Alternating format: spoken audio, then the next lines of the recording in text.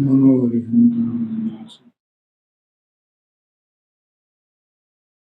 मनोधरं नमामि सर्वभवाय भवाय वन्दित्य सर्वसिद्धिं ओचामि संकल्पं परशुरामहेतो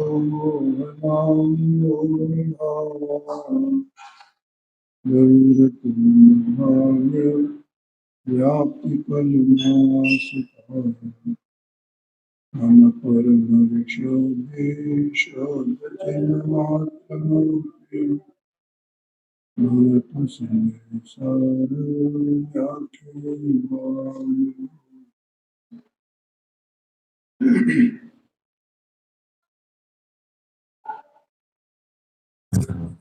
देखो, ये प्रश्न चल रहा था कि चैतन्य वस्तु आत्मा वो अनेकांत स्वरूप है, फिर भी उसका ज्ञान मात्र भाव आत्मा ऐसा उपदेश क्यों किया गया? समझ में आया ना? ये प्रश्न है। इस प्रश्न का उत्तर अपन करें।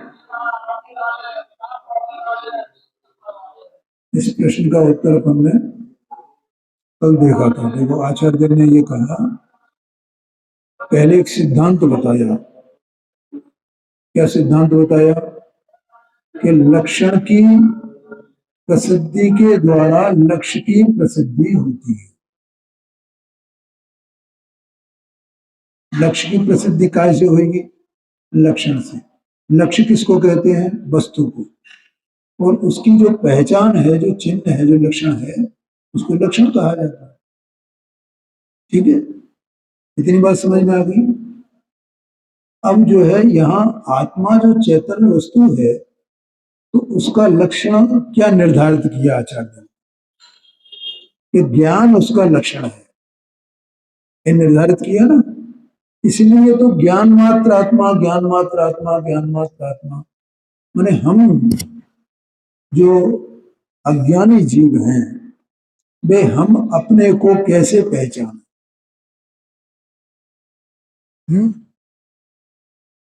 क्या तुम ज्ञान से पहचान सकते हो अपने को? क्योंकि तुम ज्ञान स्वरूप ही हो। तुम ज्ञान स्वरूप हो, इसका मतलब ये हुआ कि तुम्हारा लक्षण क्या है? ज्ञान है। आया कि नहीं आया? तो ज्ञान से तुम्हारी प्रसिद्धि हुई। प्रसिद्धि होने का मतलब है जानने में आना। ये मैंने कल बताया था क्या जानने में आने का? वो प्रसिद्धि माना जिसमें जिन्हीं पदार्थों को अपन जानते हैं, तो जिनको अपन ने जान लिया वो अपने को प्रसिद्ध हो गया। प्रसिद्ध मतलब लोक में प्रसिद्धि से मतलब नहीं है। कहाँ प्रसिद्ध होना चाहिए? अपने ज्ञान में प्रसिद्ध होना चाहिए, तो वो प्रसिद्ध हो गया, ऐसा आशय है। तो इसमें ये कहा, लक्षण की प्रसिद्धि के द्वारा लक्ष्य की प्रसिद्धि करने के लिए आत्मा का ज्ञान मात्र रूप से व्यपदेश किया जाता है।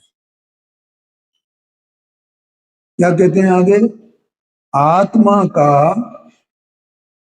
ज्ञान लक्षण है। आत्मा का लक्षण क्या? आत्मा का लक्षण ज्ञान है, क्यों कहें? या आत्मा का ज्ञान लक्षण है, क्यों कहें? एक ही बात है ना। आत्मा का लक्षण क्या? ज्ञान। आत्मा का ज्ञान लक्षण है ना, एवं। क्योंकि ज्ञान आत्मा का असाधारण गुण है। असाधारण गुण है। और ये दो प्रकार से अपन ने बताया था। कौन से दो प्रकार? एक तो ये कि किसी अन्य पदार्थ में ज्ञान नहीं पाया जाता है। दूसरा, आत्मा के अनंत गुणों में भी एक ज्ञान गुण ही ऐसा है जो जानने वाला है, और जो जानने वाला नहीं है बल्कि जानने में भी आने वाला है। क्या कहा? जानने में भी आने वाला है ना कि नहीं? नहीं है। कल बताया था भैया, कैसे बताया था कि मैं जानता हूं ऐसा कौन नहीं जानता है। मैं जानता हूं, मैं जानने वाला हूं, ऐसा कौन नहीं जानता है?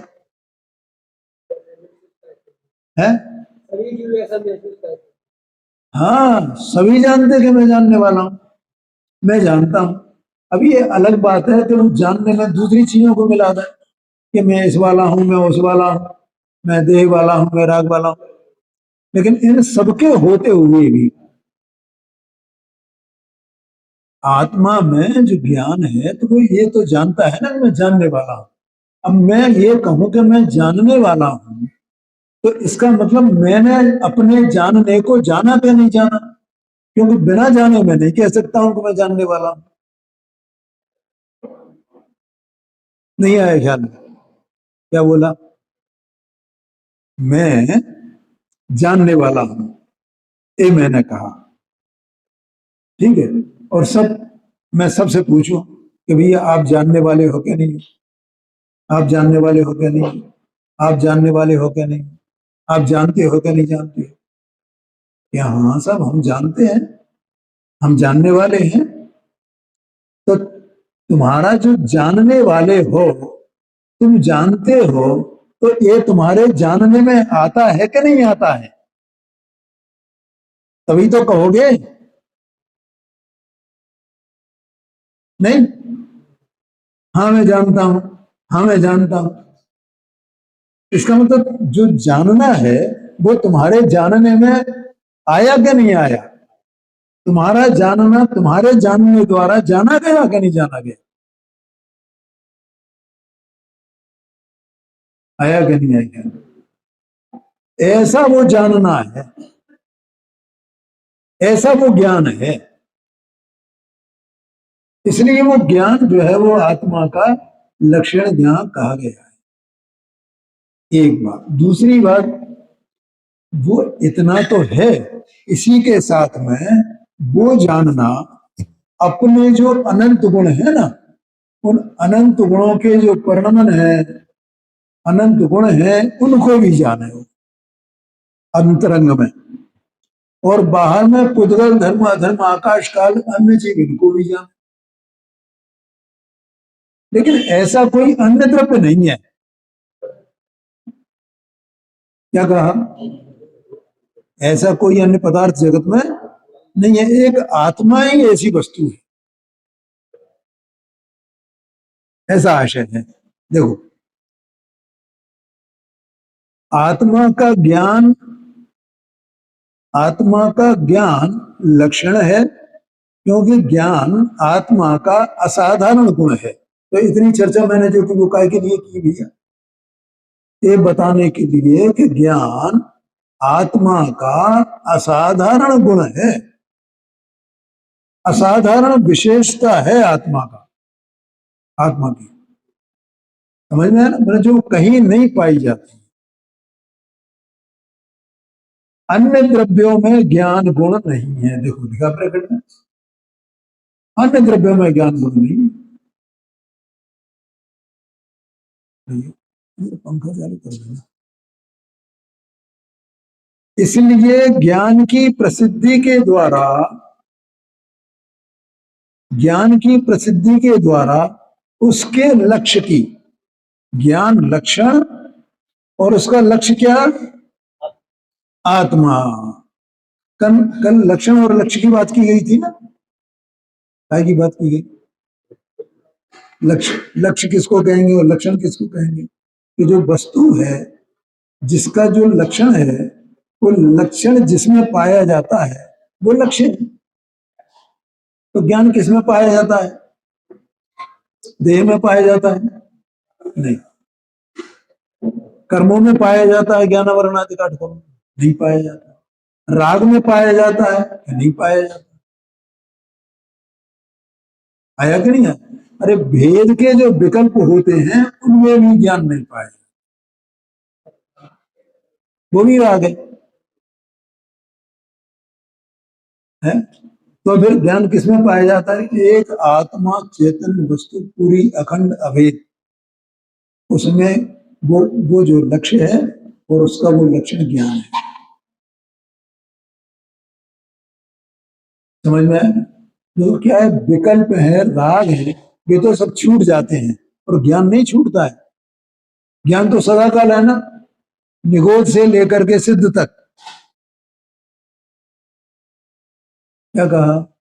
ज्ञान जो है निगोद से लेकर के सिद्ध तक वो ज्ञान स्वरूप है। आत्मा, आत्मा ज्ञान स्वरूप है और ज्ञान उसका लक्षण है। ऐसी वस्तु की बात है यहाँ। इसलिए ज्ञान की प्रसिद्धि के द्वारा उसके लक्ष्य की, माने आत्मा की प्रसिद्धि होती है। ठीक। अब यहां फिर प्रश्न है, देखो देखो कैसा सूक्ष्म प्रश्न है कि इस लक्षण की प्रसिद्धि से क्या प्रयोजन है? क्या पांडे जी, आत्मा ज्ञान स्वरूप है, ज्ञान आत्मा का लक्षण है, आत्मा का ज्ञान लक्षण है, आत्मा का लक्षण ज्ञान है। तो तुम आत्मा का लक्षण जो ज्ञान है, आत्मा का लक्षण ज्ञान है, ऐसा जो बार बार इसको प्रसिद्ध कर रहे हो, तो इस प्रसिद्धि से क्या प्रयोजन है? सीधे लक्ष्य को ही बताओ ना। आया कि नहीं आया क्या? तो कितना सरल और कितना बारीक प्रश्न है। सहज में ही अज्ञानी को जो प्रश्न आ सकता है, उस प्रश्न को यहां दिया है। देखो, लक्ष्य और लक्षण अभेद अभेद ही होता है, अभिन्न ही होता है। कल दो प्रकार के लक्षण बताए थे, एक आत्मभूत लक्षण, एक अनात्मभूत लक्षण। तो सच्चा लक्षण कौन सा है? आत्मभूत। आत्मभूत माने जो वस्तु में पाया जाता है, वो सच्चा लक्षण है। उसी से वस्तु पहचानी जाती है। क्योंकि जो अनात्मभूत लक्षण है उसका तो अभाव भी हो जाएगा, छूट जाएगा, कभी हो और कभी नहीं हो, तो वो अनात्मभूत लक्षण है। और जो आत्मभूत लक्षण होता है वो सदा काल उस वस्तु में रहता है। एक बात।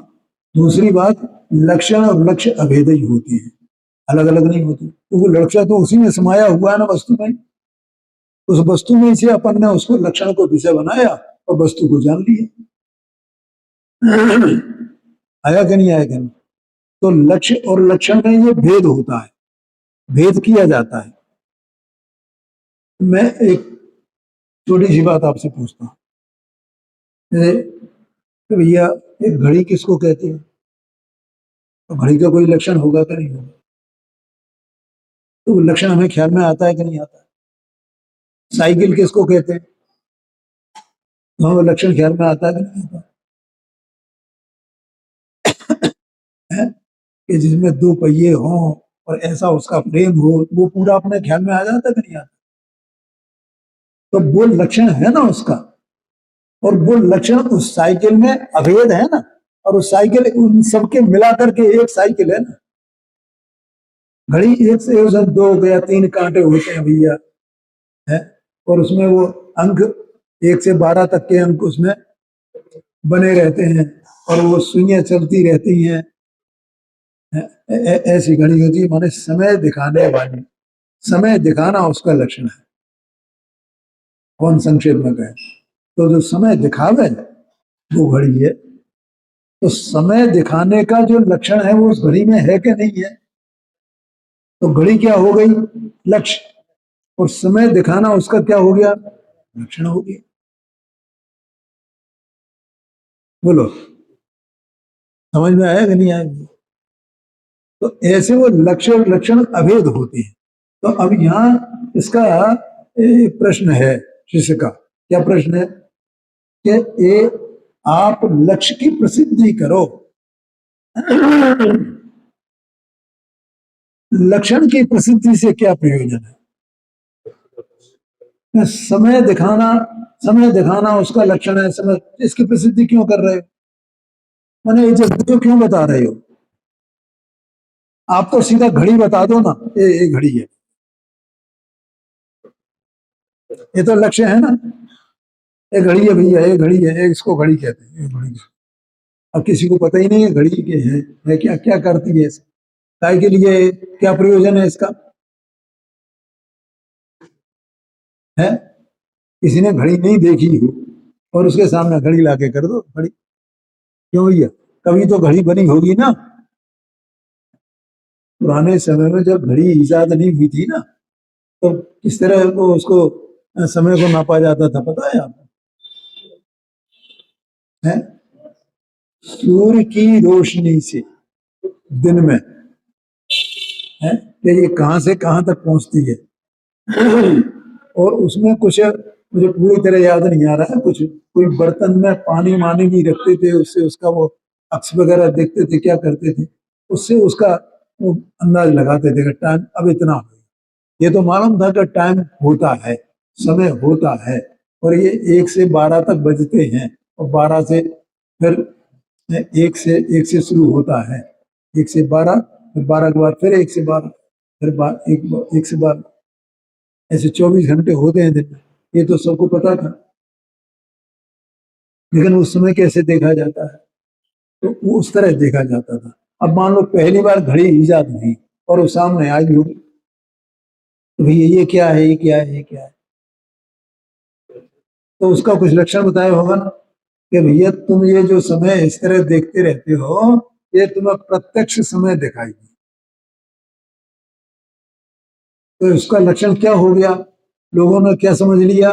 इसका लक्षण समय दिखाना है, समय को बताना है, किस समय कितने बजे हैं, ये बताना इसका लक्षण है। और एक लक्षण उसमें है क्या नहीं है, और वो घड़ी लक्ष्य है।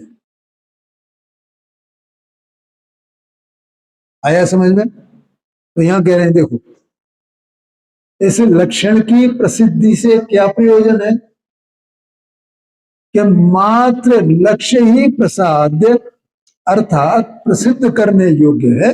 उस शिष्य का कहना यह है कि भैया लक्षण से क्या मतलब है? सीधा लक्ष्य को ही बताओ ना, वस्तु को ही बताओ ना, उसको प्रसिद्ध करो ना। ऐसा हो सकता है कि लक्षण के बिना लक्ष्य प्रसिद्ध हो जाए? तो उसको प्रश्न क्यों आया कि हे महाराज आचार्य देव, आपको ये आत्मा प्रसिद्ध करना है ना, आत्मा बताना है ना, तो आप आत्मा बताओ, सीधा सीधा आत्मा को बता दो, उसके लक्षण के बिना हमें तो कि आत्मा कैसा होता है तो जाना जा सकता है या नहीं जाना जा सकता है? लक्षण के बिना नहीं जाना जाएगा। तो वो आचार्य जी यहाँ उत्तर देते हैं, देखो ब्रैकेट में यहाँ लिखा हुआ है पहले तो ऊपर प्रश्न में, इसलिए लक्षण को प्रसिद्ध किए बिना मात्र लक्ष्य को ही, आत्मा को ही प्रसिद्ध क्यों नहीं करते? ठीक है, अब समाधान, जिसे लक्षण अप्रसिद्ध हो, अर्थात जो लक्षण को ही नहीं जानता हो, ऐसे अज्ञानी जन को लक्ष्य की प्रसिद्धि नहीं होती। क्या कहा? लक्षण को जाने बिना लक्ष्य की प्रसिद्धि नहीं हो सकती भैया। बोलो, ख्याल में आया कि नहीं आया? लक्षण को जाने बिना कभी भी संभव ही नहीं, तीन लोक में, तीन काल में, लक्षण को जाने बिना उसकी लक्ष्य की प्रसिद्धि करना। जिसे, उत्तर देते हैं, जिसे लक्षण अप्रसिद्ध हो उसे लक्ष्य की प्रसिद्धि नहीं होती। अर्थात जो लक्षण को नहीं जानता, ऐसे अज्ञानी जन को लक्ष्य की प्रसिद्धि नहीं होती। अज्ञानी माने जो लक्ष्य को नहीं जानता वो अज्ञानी है, जिसने लक्ष्य को जाना वो ज्ञानी है। ठीक है ना। लेकिन लक्ष्य को कब जानेगा? जब लक्षण को जानेगा। लक्षण को नहीं जानेगा तो लक्ष्य को नहीं जानेगा। जिसे लक्षण प्रसिद्ध होता है उसी को लक्ष्य की प्रसिद्धि होती है। जो लक्षण, जिसको लक्षण प्रसिद्ध होगा उसको ही लक्ष्य की प्रसिद्धि होती है। और मैंने अभी शुरू में ही उसका दृष्टांत दे करके बताया था कि हम सब जानते हैं ना, हम सब जानते हैं ना। अब जो जानने में और किसी भाव को नहीं मिलाना भैया, राग को नहीं मिलाना, देह मन वाणी को नहीं मिलाना, इंद्रियों को नहीं मिलाना, पांडे जी है अकेला आत्मा। उस आत्मा के लक्षण की बात चल रही है। वो आत्मा हमें प्रसिद्ध होना है। ये इंद्रियां प्रसिद्ध करना है क्या? व्यवहार कोई प्रसिद्ध नहीं करना है। निश्चय से आत्मा का स्वरूप क्या है? तो ज्ञान मात्र आत्मा कहा तो आत्मा प्रसिद्ध करना है और ज्ञान उसका लक्षण है और आत्मा उसका लक्ष्य है। यही प्रश्न का उत्तर चल रहा है ना। तो आत्मा को ज्ञान मात्र ऐसा क्यों कहा जबकि वो अनेकांत में है, अनेकांत आत्मा में। उसकी बात चले ना, वो प्रश्न नहीं भूलना। तो कहते हैं जिसे लक्षण प्रसिद्ध होता है उसी को लक्ष्य की प्रसिद्धि होती है। इसलिए अज्ञानी को पहले लक्षण बतलाते हैं। जिसे लक्ष्य की प्रसिद्धि नहीं है उसका नाम अज्ञानी। क्या कहा? अज्ञानी किसको कहेंगे? जिसे लक्ष्य की प्रसिद्धि नहीं है वो अज्ञानी है। अब उसे लक्षण पहले प्रसिद्ध करेंगे तब लक्ष्य प्रसिद्ध हो। समझ में आया ना? अज्ञानी कौन? जिसे लक्ष्य की प्रसिद्धि नहीं है। अभी घड़ी का उदाहरण मैंने लिया, कोई लाभ। अच्छा ये क्या है बताओ, क्या है? तो वो नहीं जानता है ना। तो अज्ञानी को क्या प्रसिद्ध नहीं है? लक्ष्य प्रसिद्ध नहीं है। तो वो कहे भैया ये है क्या, क्या लक्षण है इसका, ये तो बताओ, ये क्या कार्य करती है ये वस्तु, ये तो बताओ, इसकी क्या पहचान है। हम पहचानेंगे कैसे कि क्या है इसको? कि ये घड़ी है, घड़ी है तो घड़ी क्या होती है भैया?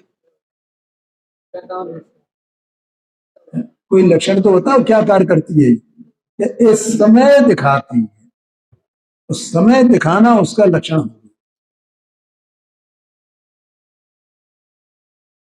आया समझ में? तो अज्ञानी किसको कहा यहां पर? जिसको लक्ष्य प्रसिद्ध नहीं है। तो प्रसिद्धि काय की होनी है? लक्ष्य की। इसीलिए शिष्य ने प्रश्न किया था कि आप लक्षण की प्रसिद्धि क्यों करते हो, लक्ष्य की प्रसिद्धि करो।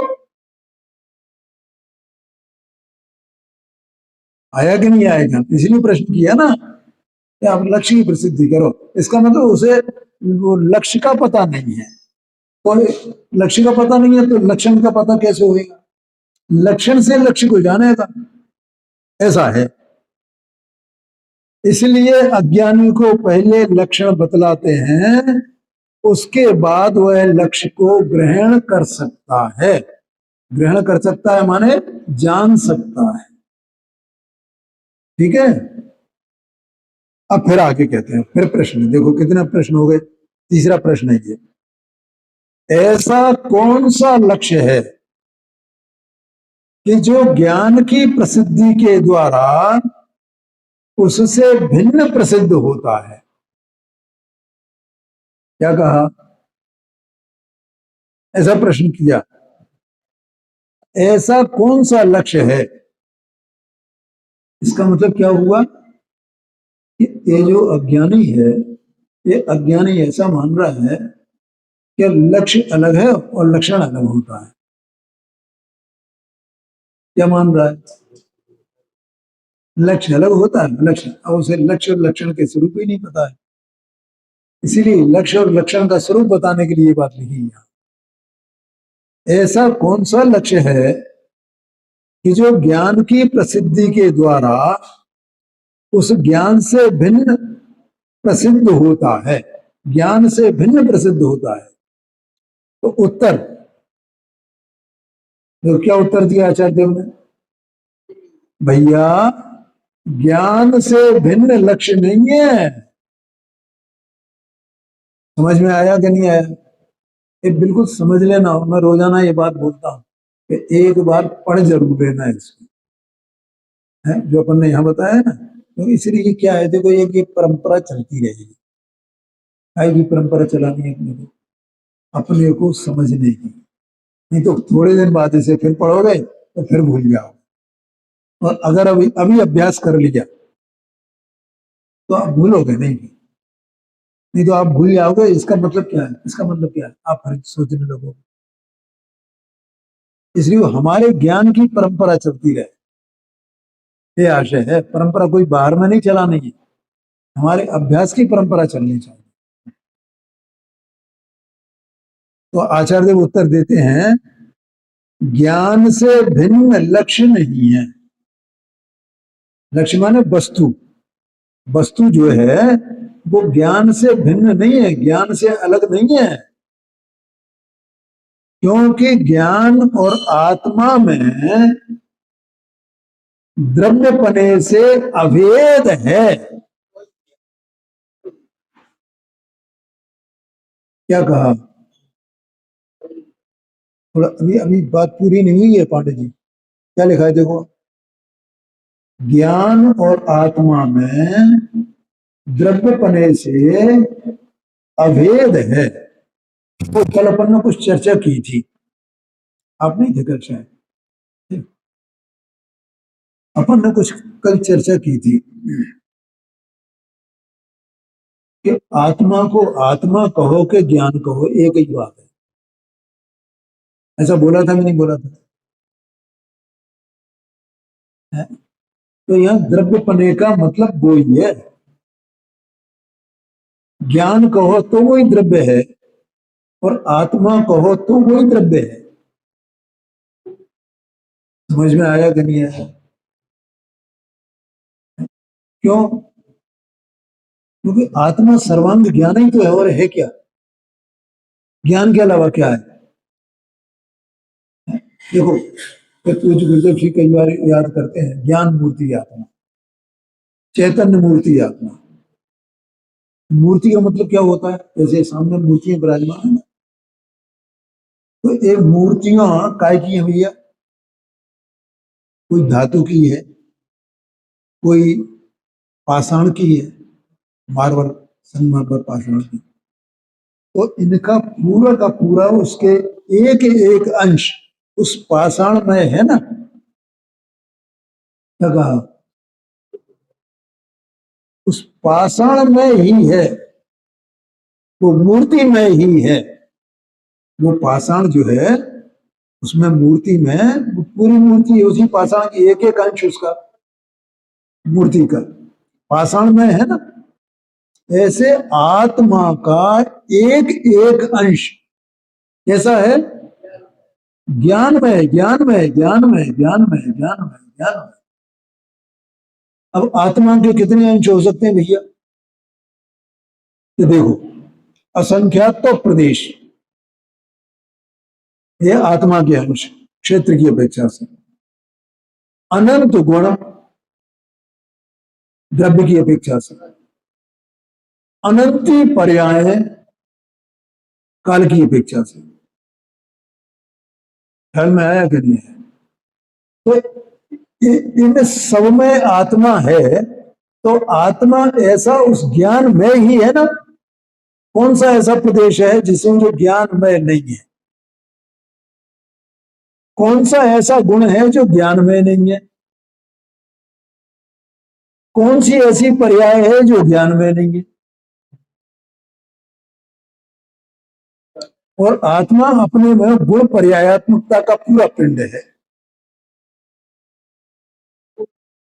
ख्याल में आया कि नहीं है? बोलो भैया कपिल भाई, समझ में आया नहीं है?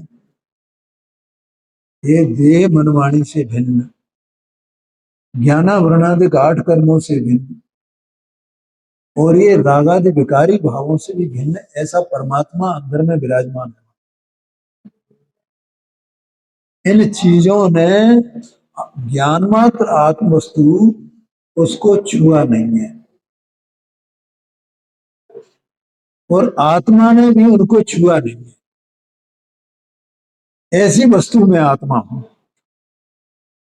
इसलिए द्रव्य आत्मा में और ज्ञान में द्रव्य पने अभेद है, भेद नहीं है। अब आप समझ में आया कि नहीं आया भेद का मतलब? जैसे उस मूर्ति में और संगमरमर में कोई भेद है? क्यों भैया बताओ? वो संगमरमर की है ना, कहां से देखें उसको कि जहां संगमरमर नहीं है? ऐसे आत्मा ज्ञान का घनपिंड है। अब उसे ज्ञान कहो, ज्ञान द्रव्य कहो, या आत्म द्रव्य कहो, जीव द्रव्य कहो, ये द्रव्यपने अभेद है। लिखा है कहा? ज्ञान और आत्मा में द्रव्यपने से अभेद, इसलिए ज्ञान को आत्मा का लक्षण बताया।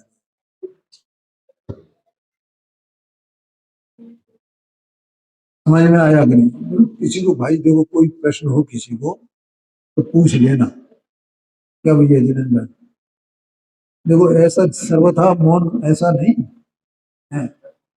हाँ हाँ, कोई प्रश्न आवे, कोई शंका हो तो कर सकते हैं अपन, ऐसा कोई नहीं है कि भैया नहीं नहीं हमको, लेकिन अपन उसको ज्यादा लंबाईमान न करें। हाँ नहीं, परिणमन नहीं, परिणमन लक्षण नहीं है वस्तु का, क्योंकि परिणमन सब में चल रहा है, देह मन वाणी में भी परिणमन चल रहा है, ज्ञानामरणादिक आठों कर्मों में भी परिणमन चल रहा है। तो परिणमन अकेला लक्षण नहीं है, वो वस्तु है तो उसका कोई स्वभाव होगा ना। अब यहाँ एक परिणमन की बात चल रही है, प्रतिमा में या नहीं, परिणमन की बात नहीं चल रही है।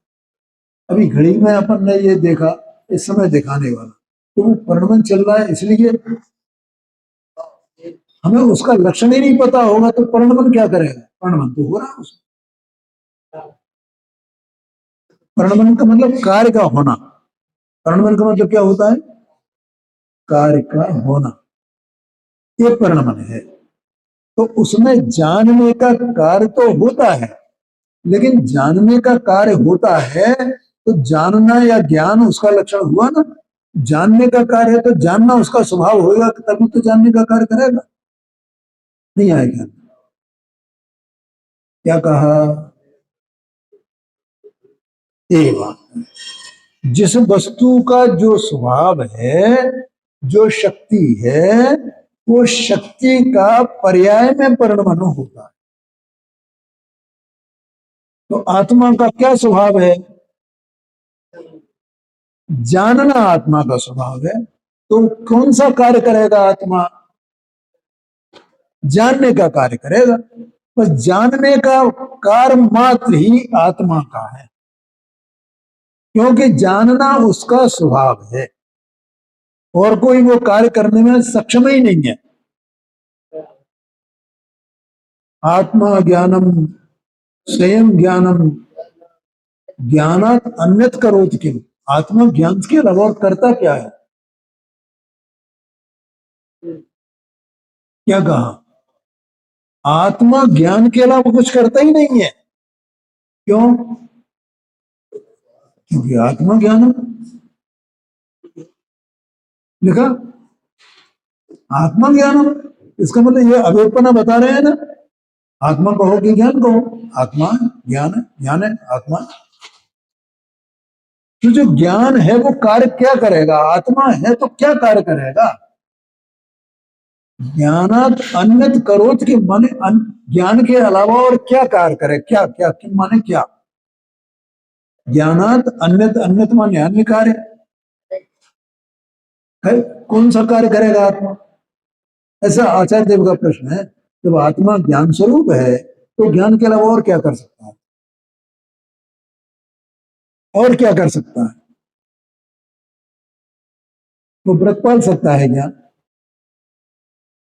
वो घर गृहस्थी चला सकता है क्या? क्या कहा? वो व्याख्यान कर सकता है क्या? बोलो। हाँ, ज्ञान माने आत्मा। आत्मा ज्ञान स्वरूप पिंड है ज्ञान का। ये अपने को ख्याल में नहीं आता है। कहां से आ रहा है? जीव ने सुना नहीं पाने। ओ, इसलिए मैं बार बार ये बात कहता हूँ भाई, अपने को याद करो यहाँ कि मैं कौन हूँ, यहाँ बैठा हूँ। क्या मैं शरीर हूँ? क्या मैं ज्ञानावरण आदि काट कर्म हूँ? क्या मैं रागादि भाव हूँ? ये सब तो हैं तभी तो पूछ रहे हैं अपन। होंगे नहीं तो पूछेंगे किससे? हैं क्या नहीं? इनमें से मुझे मेरा मैंपना छांटना है। उस मैंपने को छांटने की बात चल रही है यहाँ। अलग करने की बात चल रही है, अलग जानने की बात चल रही है। आया समझ में? तो अपन, मैंने पहले उदाहरण दिया था ना, अपन पूजा करते हैं तो पहले क्या करते हैं? किसकी पूजा करनी है भैया? कि हमें देवशास्त्र गुरु की पूजा करनी है, कि हमें वास्तु स्वामी की पूजा करनी है। तो हम स्थापना करते हैं, हे वास्तु स्वामी आप यहाँ पधारिए, यहाँ आइए, यहाँ विराजिए। फिर क्या होगा? ऐसे अपन प्रतिज्ञा करते हैं, और जब प्रतिज्ञा करते हैं तो हमें क्या याद आता है? बार बार वास्तु स्वामी के गुण याद आते हैं। हम क्यों, किस प्रयोजन से पूजा कर रहे हैं यहाँ पर, हमें वो याद आता है कि वास्तु स्वामी आपने तो वो पद प्राप्त कर लिया, और मैं आत्मा हूं और मुझे वो पद प्राप्त करना है। इसके लिए हम उनकी पूजा करते हैं। तो पहले उससे स्थापना करते हैं। ऐसे यहाँ अपन बैठते हैं तो मैं आत्मा हूं इस देहमान देह से भिन्न। ऐसा अपने से एक बार प्रश्न तो करो, क्या मैं देह हूं? क्या मैं ज्ञानावरणादि काट कर्म हूं? क्या मैं ये रागादि विकल्प हूं? कि मैं चैतन्य वस्तु हूं?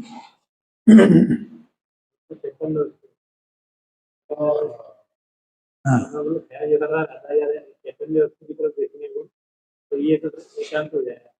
नहीं नहीं नहीं नहीं, एकांत कैसे हो जाए? एकांत नहीं है। एकांत का मतलब है कि वस्तु के एक धर्म को, एक गुण को ही मानना, बस। ये बात होगी ना पहले अपनी अनेकांत में। जैसे वस्तु नित्य नित्यात्मक है, अब कोई अकेले नित्यता को ही माने, अनित्यता को नहीं माने। ये अपन ने बहुत चर्चा की, नित्य नित्य की बात चली थी। इसका नाम एकांत है। आया क्या नहीं? और यही तो प्रश्न था ऊपर, क्या आप ये ज्ञान मात्रात्मक क्यों कहते हो, ज्ञान मात्रात्मक क्यों कहते हो? इससे तो एकांत हो जाएगा, यही तो प्रश्न था। और वही प्रश्न आपको आ रहा है, एकांत हो जाएगा। हाँ, इसमें एकांत होने वाला नहीं है भाई। मुझे ये बताओ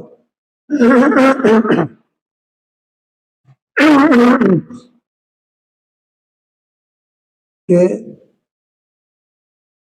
अपनी कोई वस्तु है और दूसरों की भी वस्तुएं हैं, एक जगह रखी हुई है, और लगभग थोड़ा अंतर उसमें है, कई प्रकार से वो एक जैसी दिखाई देती है। जैसे मान लो मेरा ही पास ये पेन है और आपके पास पेन है, आपके पास पेन है, ये अपन ने पेन एक जगह रख दी। या मान लो ये आजकल ये होता है, जैसे आप उसमें गए ना, आए में परीक्षा देने जाओगे आप, तो वहां कहेंगे ये मोबाइल सब बाहर रखो, तो एक बैग में वो रख देते हैं। तो अब इतने मोबाइल रखे हुए हैं, अपने को उसमें से अपना मोबाइल छांटना है, तो कैसे छांटोगे भैया? और हम उसमें से अपना मोबाइल ले लें तो एकांत हो गया क्या? अरे एकांत नहीं है, उसमें अनेकांत है। अनेकांत क्या है? ये मेरा मोबाइल है, बाकी के मेरे नहीं है। दो बातें हो गई ना, इसका नाम अनेकांत है।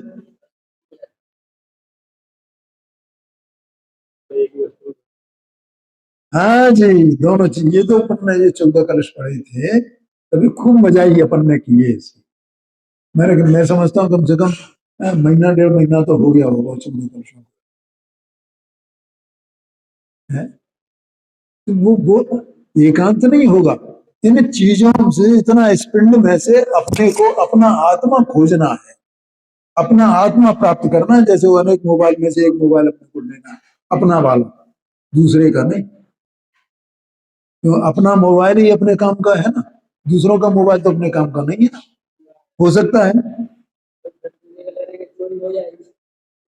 नहीं नहीं, वो एक तरफ चोरी कहलाएगी, दूसरी तरफ उससे अपना प्रयोजन क्या सदेगा? अपने मोबाइल से अपना प्रयोजन, अपना पूरा डाटा उसमें फीड है ना। और गलती से कोई दूसरे का ले भी ले, तो वो लोग क्या क्या होएगा भैया? वो कितना आंकड़े तो हो जाएगा कि भैया मुझे मुझे तो मेरा मोबाइल चाहिए, मेरा मोबाइल चाहिए, क्योंकि मेरी सारा डाटा उसमें फीड है। आया कि नहीं आया ख्याल में? तो मैं अपना मोबाइल निकाल लूं, बाकी की छोड़ दूं, इसमें अनेकांत है, एकांत नहीं है।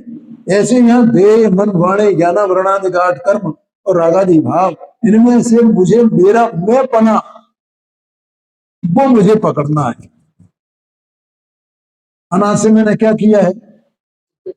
दूसरे के मोबाइलों को सबको अपने पास इकट्ठा कर लिया है। ये भी मेरा, ये भी मेरा, ये भी मेरा। उसमें से अपना मेरा मैंपना, माने मेरा आत्मा, आत्मा माने मेरा मैंपना किसमें है, किस वस्तु में है? वो वस्तु छांटनी है। ठीक है, तो एकांत नहीं होगा। तो यहां क्या कहा? ज्ञान, उत्तर देते हैं, उत्तर पढ़ लिया अपन ने कि नहीं पढ़ा? हाँ, ज्ञान और आत्मा में द्रव्य पने से अभेद है। ठीक है भैया, ये शांति से समझना। तो देखो, मैं कई बार बोलता हूँ, मुझे एक बार बार ख्याल आता है वास्तव में कि ये अपनी जो स्थिति है ना, ये करो या मरो जैसी है। या तो भेद विज्ञान कर लो, नहीं तो 4 गति 84 लाख योनियों में मरो, जाओ।